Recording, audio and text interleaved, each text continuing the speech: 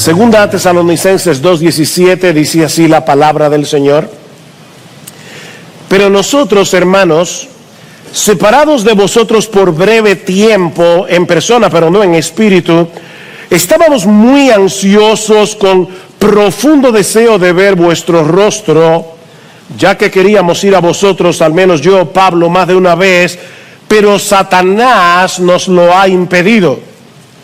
Porque ¿quién es nuestra esperanza, o gozo, o corona de gloria? ¿No lo sois vosotros en la presencia de nuestro Señor Jesús en su venida? Pues vosotros sois nuestra gloria y nuestro gozo. Si yo les preguntara ¿cuál es la marca distintiva del cristiano? ¿Qué es lo que evidencia sin lugar a dudas que una persona es un verdadero discípulo de Jesús? Yo espero que por lo menos los cristianos que están en este lugar respondan rápidamente que esa marca distintiva es el amor. El amor. Hablando de la relación de los cristianos entre sí, dice el Señor Jesucristo en Juan capítulo 13, versículo 35, que el mundo conocerá que nosotros somos sus discípulos si tenemos amor los unos por los otros. Y en 1 Corintios 13, Pablo nos dice que las tres virtudes cardinales de la vida cristiana son la fe, la esperanza y el amor, y que el mayor de los tres es el amor. Ahora, yo debo hacer una aclaración, sobre todo por amor a las personas que nos visitan en esta mañana. Nadie será salvo por amar. O sea, la Biblia no dice ama y serás salvo. La Biblia dice cree y serás salvo. Nadie será salvo por amar. Somos salvos por creer. Pero todo aquel que ha sido salvado por gracia por medio de la fe evidencia su salvación por medio del amor. El amor es la evidencia. Amados, amémonos unos a otros, el texto que leímos al inicio de este culto, porque el amor es de Dios. Todo aquel que ama es nacido de Dios y conoce a Dios. El que no ama no ha conocido a Dios, porque Dios es amor. Mis hermanos, no hay que saber griego para entender lo que Juan está diciendo aquí. Todo aquel que ama es porque es nacido de Dios. El que no ama no ha conocido a Dios. Y en este pasaje que acabo de leer, en 1 Tesalonicenses, nosotros vemos claramente ejemplificado ese amor que distingue a los cristianos. Porque, mis hermanos, en su gracia común, la mayoría de la gente ama a otras personas. Pero aquí estamos hablando de un amor distintivamente cristiano, y lo veremos a medida que vamos desarrollando este mensaje. Y en Pablo nosotros tenemos un ejemplo de ese tipo de amor. Ahora, antes de entrar a considerar el contenido de este pasaje, es muy importante que nosotros veamos un poco de su contexto. Al poco tiempo de que Pablo y su equipo misionero llegaran a Tesalónica a predicar el evangelio, los judíos juntaron una turba que forzó a Pablo, a Silas y a Timoteo a huir de la ciudad. Y es así como Pablo y los demás llegan a Berea. De manera que los misioneros tuvieron muy poco tiempo, apenas unas pocas semanas, para discipular a estos nuevos creyentes y confirmarlos en su fe. Y tal parece que sus adversarios, los mismos que forzaron su salida, aprovecharon la ausencia de Pablo y de los misioneros para desacreditarlos, diciendo a estos nuevos creyentes que estos evangelistas en realidad no tenían ningún interés en ellos, que los habían abandonado. Y es precisamente para responder a esa acusación que Pablo escribe esta porción de la carta, que va desde el versículo 17 del capítulo 2 hasta el capítulo 3, versículo 12. Esto es toda una sola porción de la carta a los tesalonicenses. Y en toda esta sección hay una gran carga emotiva que no se percibe con la misma fuerza en nuestra versión en español. Para aquellos que nos visitan, el Nuevo Testamento se escribió en el idioma griego, y siempre que se traduce un documento de un idioma a otro, algo se pierde. El comentarista Hendrickson, cuando digo que algo se pierde, me refiero a la fuerza, no a la palabra en sí. Nosotros tenemos la palabra de Dios en español y es la palabra de Dios. Pero es función de los predicadores tratar de desentrañar lo que está detrás del texto y que no podemos ver en nuestra versión en español. El comentarista Hendrickson dice que a partir de este momento el estilo de Pablo se torna intensamente emocional. Las palabras mismas parecen temblar, dice Hendrickson. Es por eso que hemos titulado este sermón Anatomía del Amor Cristiano, porque miren, mis hermanos, cuando uno lee este pasaje con detenimiento, casi puede escuchar el latido de Pablo, el latido de su corazón por estos hermanos de Tesalónica. Vamos a dividir este pasaje en tres partes y yo espero que sean fáciles de recordar. En primer lugar, un anhelo ferviente. En segundo lugar, un obstáculo formidable. Y en tercer lugar, una esperanza motivadora. Miren qué fácil. Un anhelo ferviente, un obstáculo formidable y una esperanza motivadora. Veamos entonces, en primer lugar, el anhelo ferviente de los misioneros y especialmente de Pablo de regresar a Tesalónica para fortalecer a estos nuevos creyentes en la fe. Vean otra vez el versículo 17. Pero nosotros, hermanos, separados de vosotros por breve tiempo, en persona pero no en espíritu, estábamos muy ansiosos con profundo deseo de ver vuestro rostro. La palabra que se traduce como separación es un verbo compuesto que de paso solo aparece aquí en todo el Nuevo Testamento y que significa quedarse huérfano.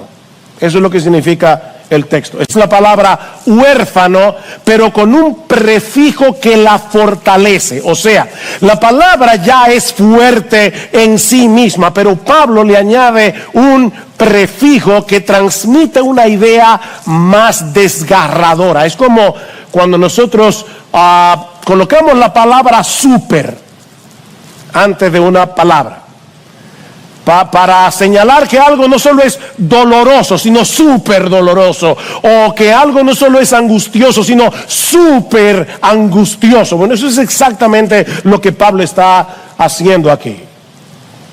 Este verbo sugiere una separación violenta, una separación desgarradora, dolorosa, profundamente dolorosa, como la de un niño que ha perdido de repente a sus padres, o como alguien que ha perdido un miembro de su cuerpo.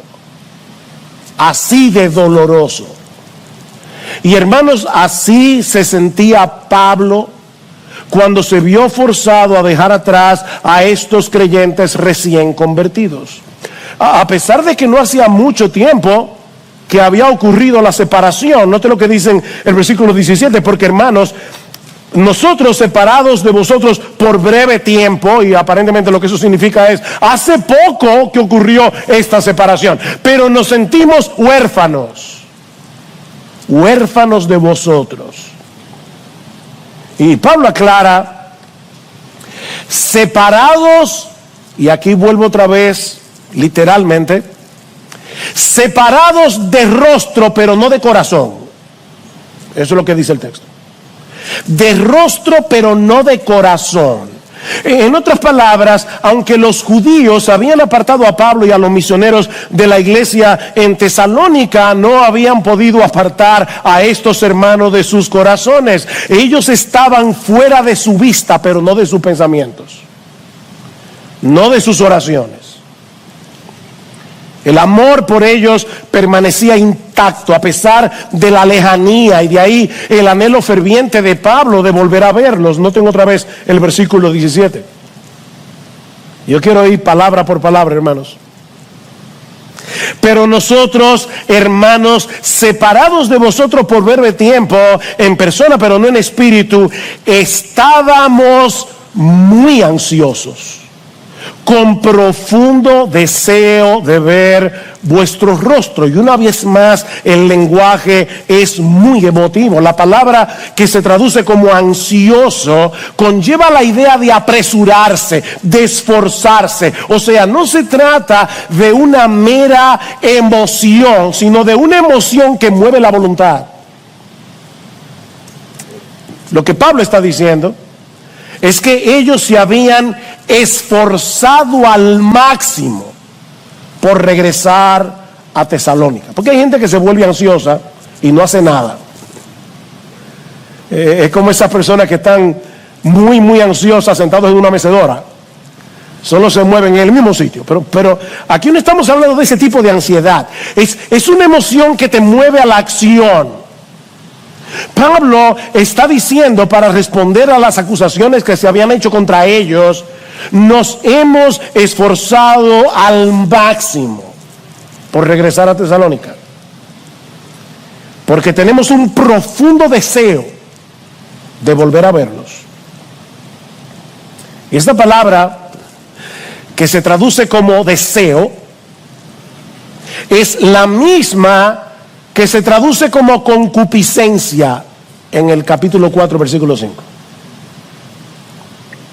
Esta palabra, que podemos traducir literalmente sobre deseo, no es una palabra mala en sí misma, aunque en el Nuevo Testamento muchas veces lo que significa es lujuria, pero depende del contexto y del objeto del deseo para determinar si se trata de un sobredeseo pecaminoso o un sobredeseo por algo bueno. Expresa un deseo muy intenso por algo. Los misioneros deseaban intensamente regresar a Tesalónica, porque estaban preocupados por el estado espiritual de estos recién convertidos, y eso lo veremos cuando estudiemos el capítulo 3, pero déjenme darles una idea. Versículo 1 del capítulo 3: por lo cual, no pudiendo soportarlo más, pensamos que era mejor quedarnos solos en Tesalónica, y enviamos a Timoteo, nuestro hermano y colaborador de Dios en el Evangelio de Cristo, para fortalecerlos y alentarlos respecto de vuestra fe. Capítulo 3, versículo 5. Por eso también yo, cuando ya no pude soportar más, envié para informarme de vuestra fe, por temor a que el tentador os hubiera tentado y que nuestro trabajo resultara en vano. Pero ahora Timoteo ha regresado de vosotros a nosotros y nos ha traído buenas noticias. Y la palabra ahí es evangelio. Es la única vez que Pablo usa la palabra evangelio que no sea para el evangelio de Jesucristo. La única vez. Las noticias de Pablo, de Timoteo, dice Pablo, me sonaron como un evangelio para mí. Las buenas noticias de vuestra fe y amor, y de que siempre tenéis buen recuerdo de nosotros, añorando vernos como también nosotros a vosotros. Por eso, hermanos, en toda nuestra necesidad y aflicción fuimos consolados respecto a vosotros por medio de vuestra fe. Y ahora escuchen: porque ahora sí que vivimos si vosotros estáis firmes en el Señor. ¡Wow! ¡Qué amor! ¡Qué amor! Mis hermanos, el verdadero amor cristiano se preocupa genuinamente por la condición espiritual de sus hermanos en la fe.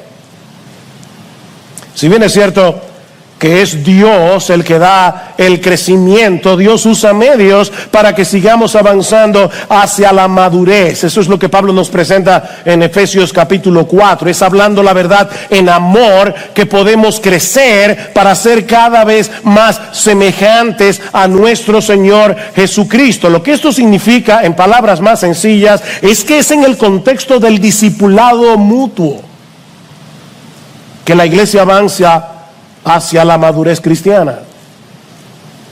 Y ese discipulado no es un programa. Alguna gente nos pregunta, ¿ustedes tienen un programa de evangelismo? De discipulado, perdón. No, esto no es un programa, hermanos, es el resultado de una genuina preocupación por el crecimiento de tu hermano. En otras palabras, tú y yo tenemos una responsabilidad de ayudar en lo que podamos al crecimiento de otros, así como nosotros necesitamos la ayuda de otros para crecer. Déjame hacerte una pregunta, ¿tú estás discipulando a alguien ahora mismo? El discipulado no tiene que ser una cosa de 1 año, de 2 años, de 3 años. Puede ser simplemente que tú tomes a un nuevo creyente y le enseñes cómo leer su Biblia, cómo orar, cómo confesar sus pecados, animarlo a ser miembro de la iglesia. Tú estás discipulando a alguien o alguien te está discipulando a ti ahora mismo. Esto no es un programa. Es simplemente el resultado del amor. El discipulado es una manifestación concreta del amor. Pablo, Silas y Timoteo estaban realmente preocupados por el estado espiritual de estos nuevos creyentes, pero ¿sabes qué? Dios espera ver esa mutua preocupación en todos los cristianos. Esto no es simplemente el amor de Pablo, porque tú sabes que Pablo era un súper cristiano. Pablo era súper espiritual. No, Pablo era un cristiano y era un hombre sujeto a pasiones iguales que las tuyas y las mías. Dios espera eso de todos nosotros. Pablo dice, escribiendo a los Corintios, que Dios espera que en la iglesia no haya división, sino que los miembros tengan el mismo cuidado unos por otros. ¿Oíste eso? Dios espera que en la iglesia tengamos el mismo cuidado unos por otros. Dime hacerles una pregunta que yo tuve que hacerme esta semana, porque para serles muy honesto, y se lo comentaba a mi esposa en estos días, preparar este sermón fue muy duro para mí, porque vi mi pecado con una claridad asombrosa. Mi falta de amor. Yo necesito crecer en amor. Y tú también. Porque el estándar es llegar a amar como Jesús. Pues, claro que nos falta. Que os améis unos a otros como yo os he amado. Ese es el estándar, ¿no? Así que déjame hacerte la pregunta. ¿Cómo fue que Pablo llegó a desarrollar esa capacidad de amar tan intensa y genuinamente? Porque déjame decirte algo, Pablo no nació así. Hay personas que dicen no, que es que él nació así. No. Pablo no nació con una disposición natural hacia el amor, todo lo contrario. Pablo fue un fanático religioso que llegó a perseguir a los cristianos con saña. O sea, antes de ser cristiano, Pablo tenía una gran capacidad de odiar y de hacer daño. El que escribió ese texto nació con una gran capacidad de odiar, con una gran capacidad de hacer daño, hasta que Cristo se encontró con él en su camino a Damasco y el odioso Saulo se convirtió en el amoroso Pablo por el poder del Espíritu Santo. ¿Sabe dónde está el secreto de Pablo? Que Pablo nunca olvidó lo que él había sido. Y precisamente por eso nunca dejó de maravillarse del amor de Cristo por él. Ahí está el secreto. Miren qué fácil. Pablo nunca olvidó lo que él había sido y nunca dejó de maravillarse del amor de Cristo. Y era precisamente el hecho de sentirse tan amado lo que lo movía a amar a otros sin condición. Él mismo escribió en 2 Corintios capítulo 5 versículo 14, el amor de Cristo nos constriñe, el amor de Cristo nos presiona, el amor de Cristo nos motiva pensando esto, y lo que significa es considerando seriamente esto, que si uno murió por todos, luego todos murieron y por todos murió, para que los que viven ya no vivan para sí, sino para aquel que murió y resucitó por ellos. ¿Ves el ya no vivan? Porque todos nosotros antes de ser cristianos vivíamos para nosotros mismos, pero alguien llamado Jesús murió por nosotros en una cruz. ¿Y sabes para qué? Para que ya no sigas viviendo para ti mismo.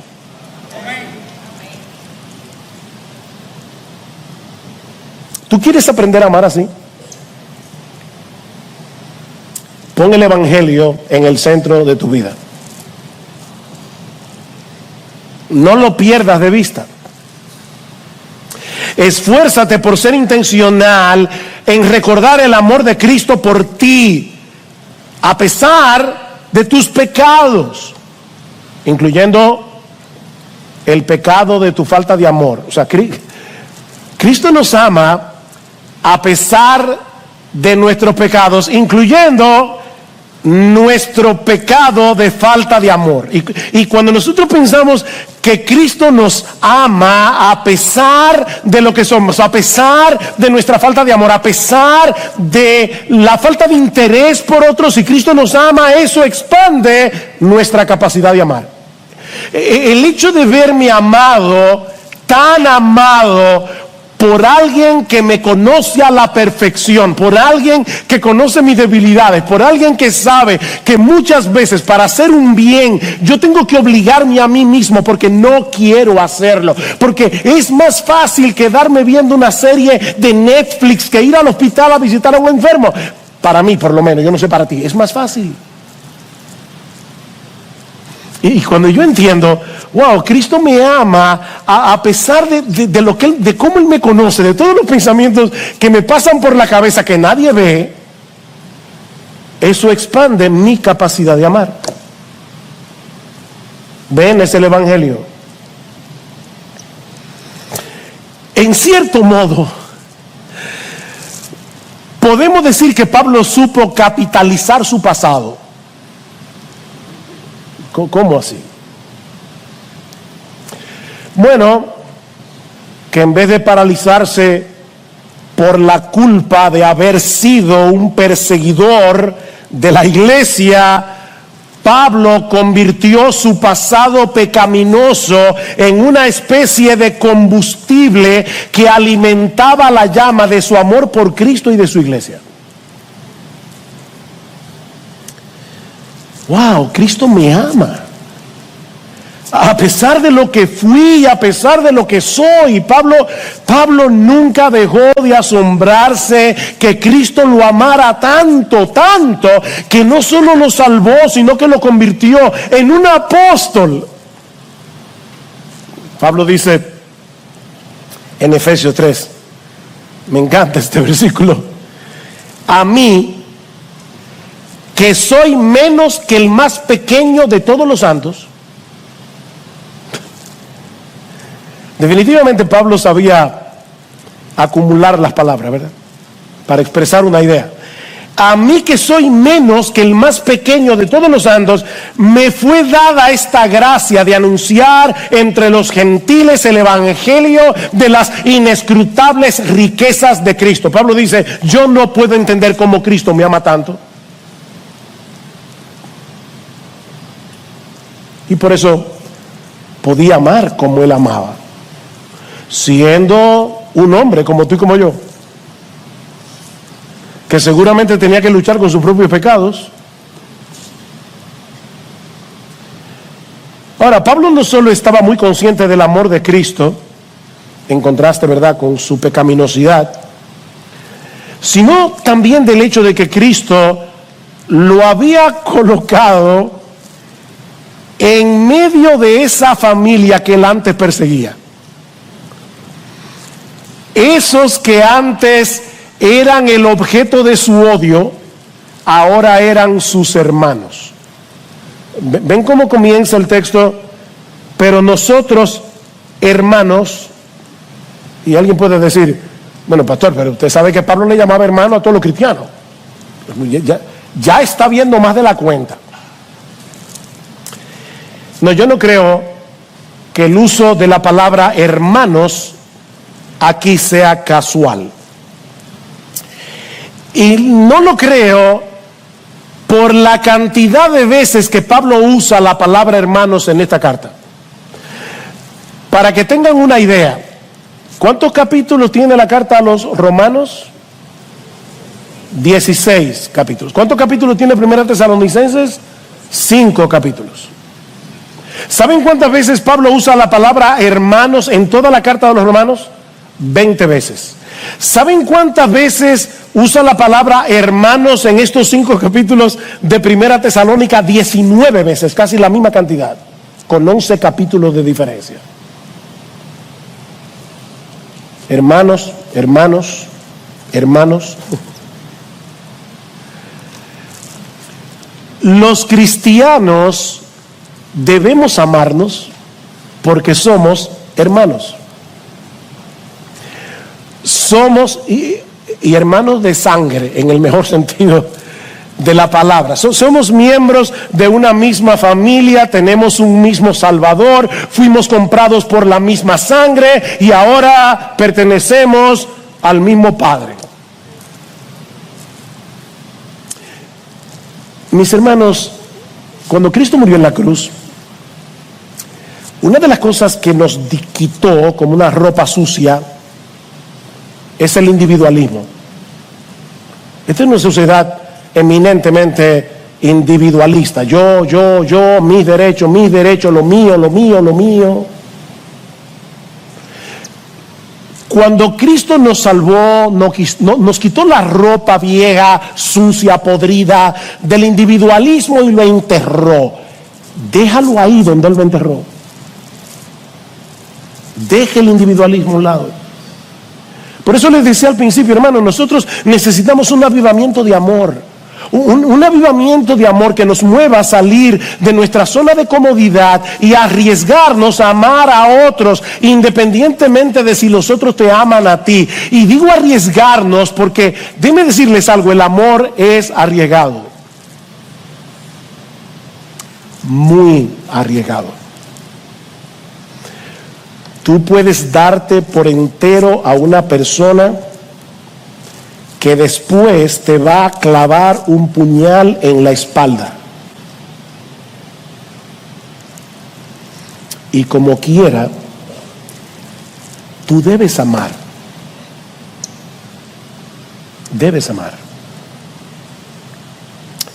Lamentablemente, debemos reconocer que es muy fácil para nosotros quedarnos encharcados en el nadie se preocupa por mí. En vez de decirnos a nosotros mismos, necesito crecer en mi preocupación por los demás. Yo necesito ser intencional en orar por mis hermanos en la fe, en aliviar sus cargas, en ayudarlos a crecer. Es mucho más fácil decir, nadie se pone en mi pellejo, que hacer el esfuerzo de ponernos en la piel del otro. Sobre todo cuando nosotros mismos estamos pasando por tiempos difíciles. Cuando nosotros mismos estamos sufriendo. Ustedes leyeron con cuidado lo que Pablo dijo en el capítulo 3, versículo 7, porque hay algo allí que podemos fácilmente pasar por alto, que dice Pablo, por eso, hermanos, en toda nuestra necesidad y aflicción, fuimos consolados respecto a vosotros por medio de vuestra fe. Pablo mismo estaba en necesidad. Pablo mismo estaba en aflicción cuando manifestó este amor tan profundo por los hermanos de Tesalónica. Así que el dolor no es una excusa. Mira, mi hermano querido, mi hermana, en vez de aislarte en tu dolor, haz lo que hizo Pablo. Pablo seguía preocupado por estos hermanos. Y aunque se había esforzado por regresar a Tesalónica, algo se lo impidió. Lo que nos lleva a nuestro segundo encabezado. Ya vimos el anhelo ferviente. Veamos ahora en segundo lugar el obstáculo formidable. Versículo 18. Ya que queríamos ir a vosotros, al menos yo, Pablo, más de una vez, y no es que Pablo está diciendo, bueno, por lo menos yo, Timoteo y Sila, yo no sé, no. Lo que pasa es que varias veces Pablo se quedó solo, sin Timoteo y Silas, y muy probablemente lo que Pablo está diciendo es, cuando yo estaba solo, más de una vez yo traté de volver, y no pude. ¿Y por qué no pudiste, Pablo? Porque Satanás nos lo ha impedido. ¿Qué texto más misterioso, verdad? Satanás me lo impidió, o Satanás nos estorbó, como dice la Reina Valera del 60. Este es un término militar que hace referencia a las trincheras que cavaban en el camino las tropas enemigas para evitar que el otro ejército avance. Esa es la idea. Así que Pablo está señalando a Satanás aquí como una fuerza opositora que se opone al avance del evangelio. Ahora, nosotros no sabemos cómo fue que Satanás le impidió a Pablo regresar a Tesalónica, porque Pablo no lo dice, así que no nos vamos a poner a especular. Tampoco sabemos cómo es que Pablo podía saber con tanta certeza que fue el diablo que se lo impidió. Y esto es interesante porque en el libro de los Hechos, en el capítulo 16, por lo menos vemos dos ocasiones en que fue el Espíritu Santo el que le impidió a Pablo y a su equipo misionero avanzar. Dice en Hechos capítulo 16 que Pablo y su equipo misionero pasaron por la región de Frigia y Galacia, habiendo sido impedidos por el Espíritu Santo de hablar la palabra en Asia. Y cuando llegaron a Misia, intentaron ir a Bitinia, pero el Espíritu de Jesús no se lo permitió. ¿Ven? El Espíritu Santo estaba poniéndole obstáculos a Pablo. Y lo estaba haciendo para obligarlo, para forzarlo. Si ustedes ven un mapa de Asia Menor, se van a dar cuenta que Pablo está recorriendo Galacia, Bitinia, y llega a un punto que solo le queda Troas, y después de Troas está el mar. Y es ahí donde aparece un varón macedonio que le dice a Pablo, pasa a Europa y ayúdanos. Así que el evangelio llega a Europa porque el Espíritu Santo, que aquí es identificado como el Espíritu de Jesús, tiene un plan misionero, y conforme a ese plan misionero estaba acercando a Pablo para que el evangelio llegara a Europa. Así que yo vuelvo a preguntar, ¿cómo podía Pablo saber que en esa ocasión el impedimento vino del diablo y no del Espíritu Santo?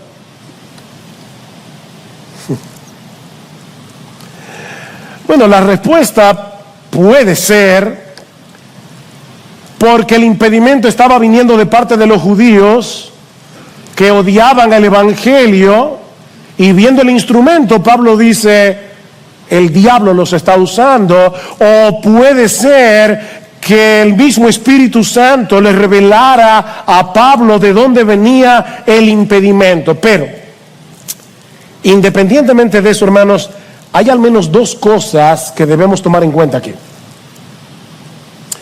La primera es que en el avance de la obra de Dios en el mundo, ni el Espíritu Santo ni Satanás son observadores pasivos. Eso es obvio. Mientras el Espíritu Santo está usando a los siervos de Dios para que se propague el evangelio, el enemigo de nuestras almas está haciendo todo lo que esté a su alcance para obstaculizarnos. El diablo odia el evangelio. De hecho, mi amigo que estás aquí sin Cristo, déjame decirte algo. ¿Sabes por qué el diablo odia el evangelio? Porque Satanás no quiere que tú escuches el evangelio, porque el evangelio es poder de Dios para salvación. Y el diablo es tan cruel que quiere arrastrarte con él al infierno. Por eso el diablo odia tanto el evangelio. No es de gratis. Pero la segunda cosa que debemos tomar en cuenta es que aún el mismo Satanás está bajo el control soberano de Dios. Y por lo tanto, él no puede actuar sin su permiso. ¿Recuerdan en Lucas, capítulo 21, versículo 22-31, cuando Cristo le dice: Pedro, Satanás os ha pedido para zarandearlos como a trigo, pero yo he rogado por ti para que tu fe no falte. Satanás os ha pedido, porque él no puede hacer absolutamente nada a menos que Dios se lo permita. Y cuando Dios se lo permite, es porque tiene un propósito superior en mente. Dios usa al mismo diablo para llevar a cabo sus planes.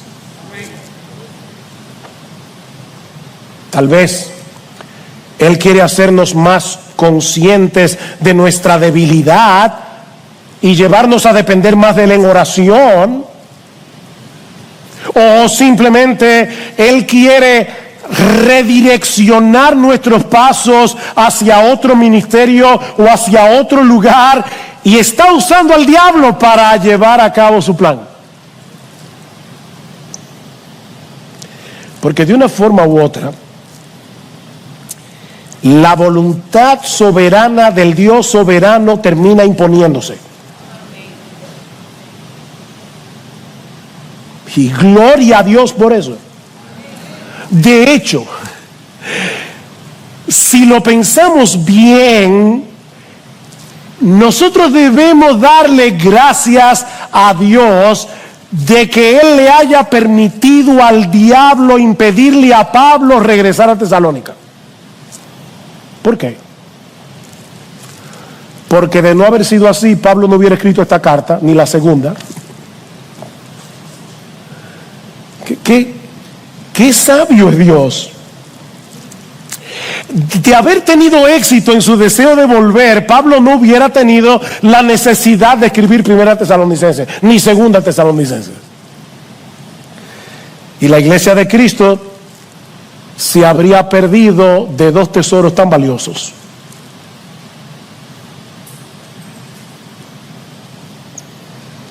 La voluntad de Dios termina imponiéndose de un modo u otro.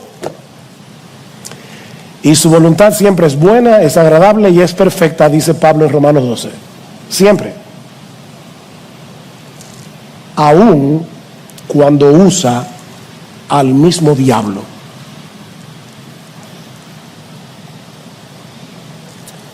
Sin embargo, mis hermanos, aunque eso definitivamente es un misterio para nosotros, el mismo Dios nos dice en su palabra que debemos orar por el avance del evangelio precisamente debido a esa oposición diabólica.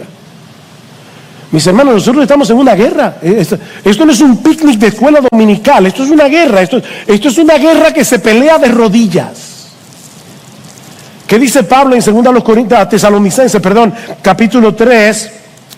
Versículos 1 al 3, dice: finalmente, hermanos, orad por nosotros para que la palabra del Señor se extienda rápidamente y sea glorificada, así como sucedió también con vosotros, y para que seamos librados de hombres perversos y malos, porque no es de todos la fe. Pablo está diciendo: oren por nosotros, porque la obra no se hace sin impedimento. Y en Efesios capítulo 6, ustedes conocen el texto: no tenemos lucha contra sangre y carne, sino contra principados, contra potestades, contra huestes de maldad en las regiones celestes. Y ahora Pablo termina diciendo: tomen la armadura de Dios y oren por mí, para que me sea dada palabra, para que yo pueda, en medio de esta guerra, yo pueda dar a conocer el evangelio como yo debo predicarlo.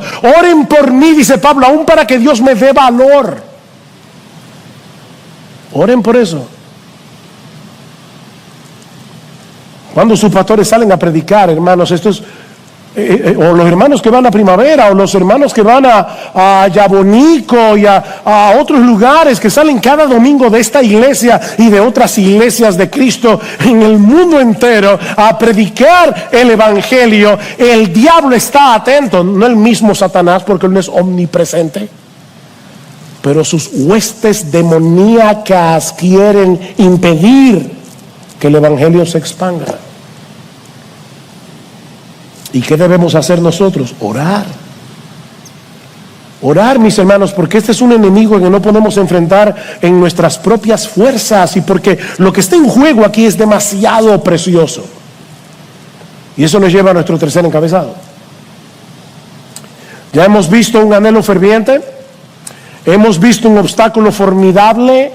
Vemos ahora, en tercer y último lugar, una esperanza motivadora. Una esperanza motivadora. Además del profundo amor que los misioneros sentían por los creyentes de Tesalónica, su anhelo de volver a verlos y confirmarlos en su fe era motivado por el gozo que estos creyentes producían en el corazón de Pablo en el presente, y el gozo que estos creyentes producirían en el corazón de Pablo en la segunda venida de Cristo. Vean el versículo 19. Segunda Tesalónica 2:19.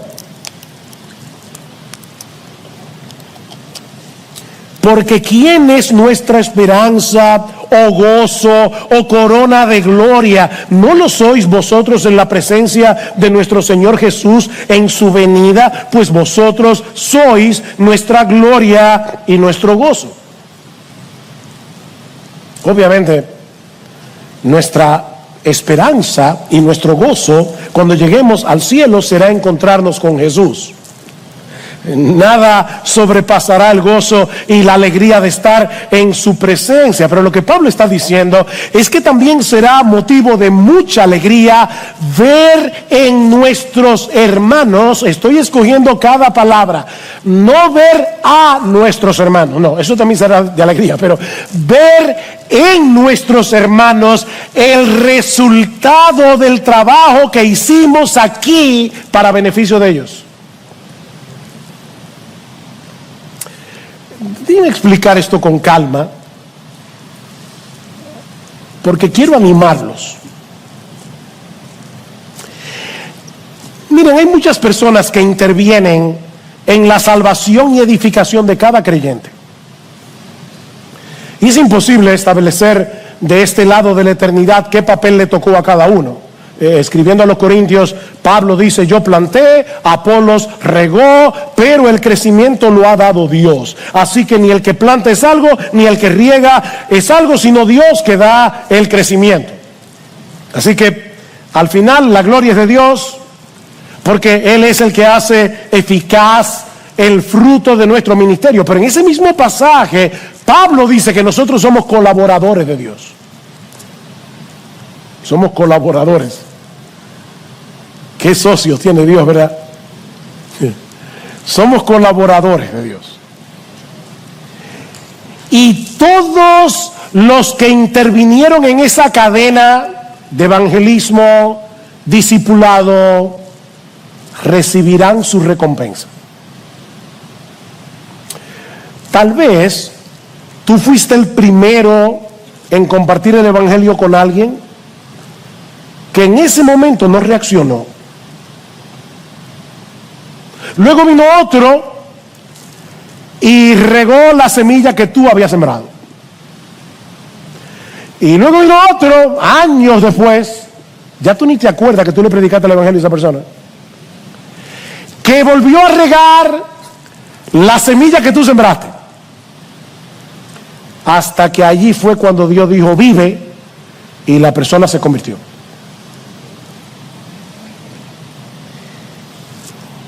O tal vez a ti te tocó discipular a ese nuevo creyente. y ayudarlo en sus primeros pasos en la fe. O tal vez tú fuiste el instrumento que el Señor usó en tiempo de peligro, cuando ese mismo hermano estuvo a punto de caer y debido a tu cuidado fue rescatado a tiempo.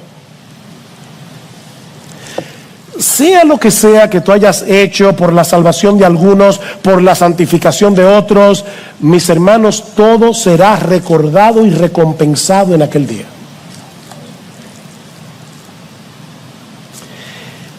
Mira, tal vez las personas que tú beneficiaste ni te lo agradecieron. O tal vez ya tú ni te acuerdas que tú fuiste parte de ese proceso. Ni te acuerdas. Tú recuerdas a todas las personas que tú has animado en esta iglesia. O tú recuerdas a quienes tú le has predicado el evangelio a lo largo de toda tu vida cristiana.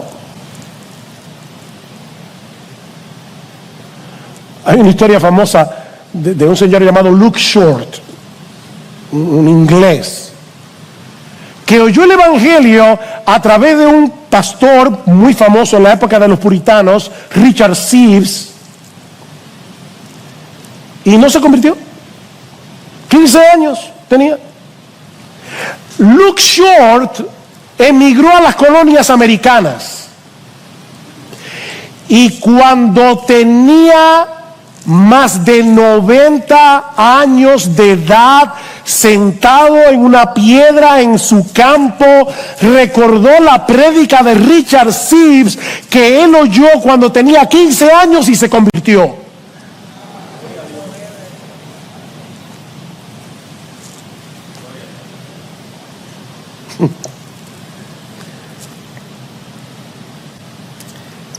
Tú te olvidaste de que tú fuiste parte de eso, pero Dios no olvida.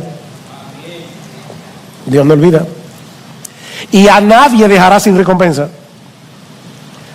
Recuerda, yo quiero animarte. Dice el autor de la carta a los Hebreos que nuestro Dios no es injusto para olvidar vuestra obra y el trabajo de amor que habéis mostrado hacia su nombre, habiendo servido a los santos y sirviéndoles aún. Dios no es injusto. Tú fuiste parte de esa cadena, recibirás tu recompensa. ¿Recuerdan lo que predicamos en el 45 aniversario de nuestra iglesia? Dice Pablo que debemos abundar en la obra del Señor, siempre sabiendo que nuestro trabajo en el Señor no es en vano. No es en vano. ¿Y sabes cuál será tu recompensa? Bueno, ese es un tema muy amplio en la Biblia, el tema de las recompensas. Y yo no pretendo en 2 minutos decir todo lo que la Biblia enseña acerca de ese tema. Pero en gran medida, la recompensa será ver el gozo del resultado de todo lo que hiciste para Cristo y para su iglesia. Ese gozo en los creyentes y en tu propio corazón será parte de la recompensa. ¿Qué le dice Pablo a los tesalonicenses? Ustedes serán mi corona de gloria. Ustedes serán mi corona de gloria.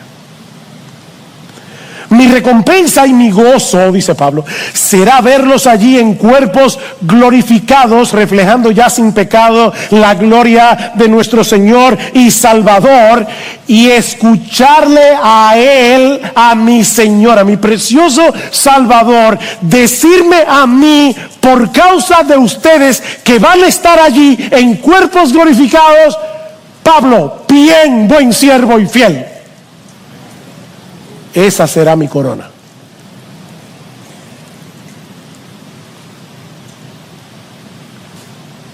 Bien, buen líder de grupo pequeño.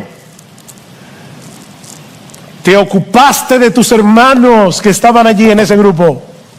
Bien, buen maestro de escuela dominical, tú ni te acuerdas a quién le diste clases cuando ese niño tenía 8 años, pero tú sembraste una semilla en el corazón de ese niño cuando tú eras maestro de escuela dominical, y sin tú saberlo, con el paso del tiempo, Dios fue enviando persona tras persona tras personas que regaron esa semilla hasta que germinó. Y cuando estemos en la gloria, nosotros veremos a todos esos santos brillando con la gloria de Jesús, y Cristo diciendo: ven acá, mi hijo, ven acá, ven acá. Tú ves que está ahí, bien, buen siervo y fiel, porque Él está aquí por ti, por mí.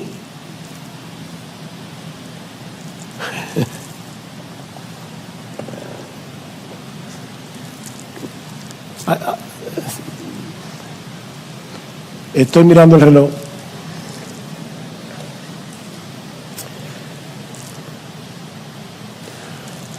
Hay una canción que la letra no es teológicamente tan precisa, pero muchas veces a lo largo de mi vida cristiana escucho esa canción y me pongo a llorar. Y es un individuo que narra un sueño. Ya, yo sé que algunos miembros de IBCJ ya se ponen nerviosos. Dice: yo tuve un sueño. En el sueño yo llegaba al cielo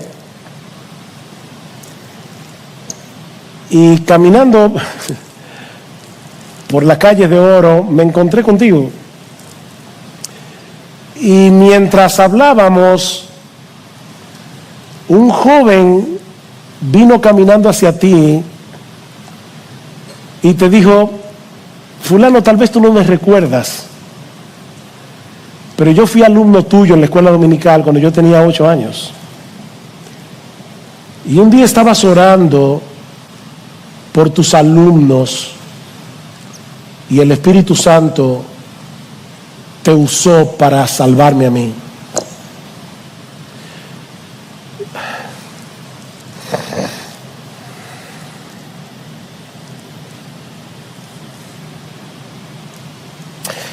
Y luego vino otro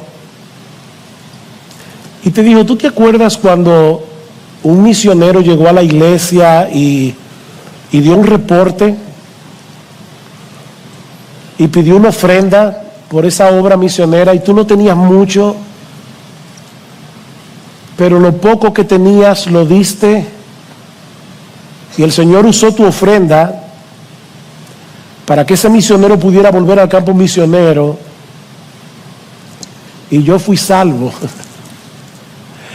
Y la canción tiene un estribillo, un corito, un coro que dice: gracias por haberte dado al Señor. Yo soy una vida que fue transformada porque tú te diste al Señor. Y él termina diciendo: yo sé que dicen que en el cielo no habrá lágrimas, pero me parece que tú te volteaste y me pareció ver una lágrima en tus ojos. Gracias por haberte dado al Señor. Gracias. Porque en el cielo no solo viviremos amando, sino también contemplando por siempre, por los siglos de los siglos, el fruto de nuestro amor terrenal. Lo que tú hiciste aquí por amor, tú verás el fruto allá, por los siglos de los siglos. No se cansen de hacer el bien, le dice Pablo a los Gálatas, porque a su tiempo segaremos y no desmayamos. No te canses. No te canses de discipular a otro, no te canses de consolar al afligido, no te canses de predicar el evangelio, no te canses. Padres, no se cansen de criar a sus hijos. Yo sé que a veces parece que la labor no está dando resultado. Padres, no se cansen de orar por ellos. A su tiempo segaremos y no desmayamos.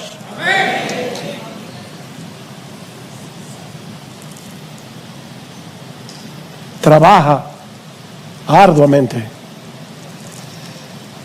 con los ojos puestos en la segunda venida. No aquí, no allá, porque ese será el día de nuestra coronación.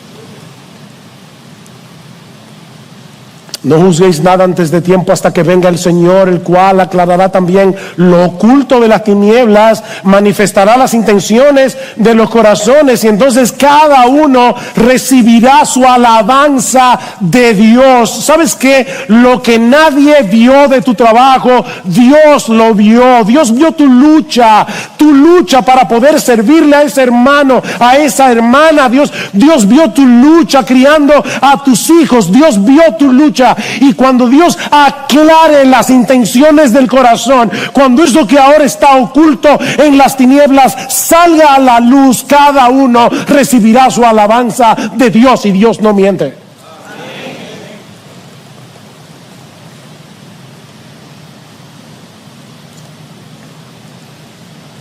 Y mientras llegue ese día, ten ojos para ver a los que están caminando bien, y anima tu corazón con ellos. ¿Qué dice Pablo en el versículo 20? Ustedes sois, ahora, no que lo serán cuando Cristo vuelva, ustedes sois nuestra gloria y nuestro gozo.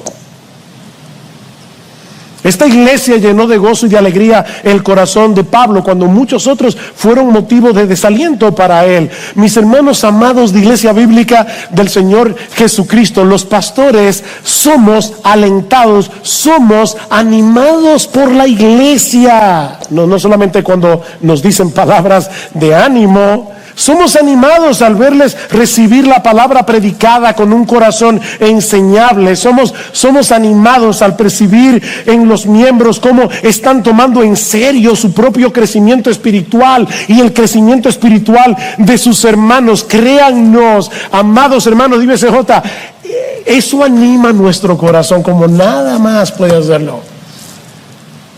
Yo no tengo mayor gozo que este, dice Juan, que el ver a mis hijos andando en la verdad. Así que, queridos hermanos de IBCJ, cada uno de ustedes tiene el potencial de animar el corazón de sus pastores, y no solo con palabras, sino y sobre todas las cosas cuando vemos que todos juntos como iglesia estamos pareciéndonos cada vez más a Jesús.